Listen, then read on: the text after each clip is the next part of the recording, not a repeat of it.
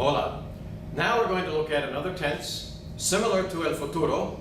This one's called el futuro condicional, the conditional future, or as we would say in English, would.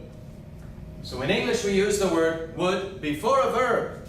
I would speak, he would eat, she would write, they would work, we would read.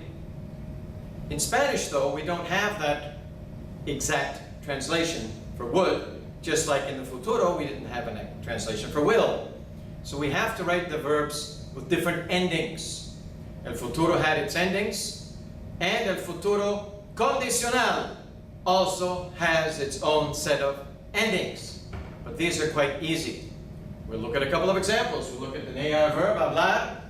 We will look at comer as an ER verb and escribir as an IR verb. So we will talk about I would write, you would eat, we would speak, and so on. Now we see the verbs conjugated in el futuro condicional. Would, hablar, comer, escribir. Again, we write the whole verb down, the same as the futuro tense. All we do is add the ending. And as you can see, the endings are all the same. And they all have an accent. Yo hablaría, I would speak. Tú hablarías, you would speak. Él hablaría, he would speak.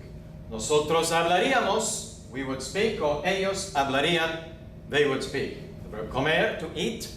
Yo comería, I would eat. Tú comerías, you would eat. Él comería, he would eat. Nosotros comeríamos, we would eat. Y ellos comerían, they would eat. The verb escribir, to write. Yo escribiría, I would write. Tú escribirías, you would write. Él escribiría, he would write. Nosotros escribiríamos, we would write. Y ellos escribirían. The fun part, the endings are the same. And remember, write the whole verb down.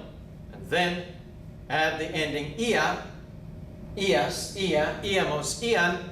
That's the equivalent of placing the word would in front of a verb in English. Now we can see the forms of the futuro condicional irregular, conjugated. The verb tener, to have. Yo tendría, I would have. Tú tendrías, you would have. Él tendría, he would have. Nosotros tendríamos, we would have. Ellos tendrían, they would have. Notice here the endings. Ia, ias, ia, iamos, ian. Again, all of them have an accent. All of them have the vowel a. And as you can see, the endings are exactly the same for the three different kinds of verbs, although the first part is spelled differently, being an irregular stem or root. Poner, the verb to place or to put.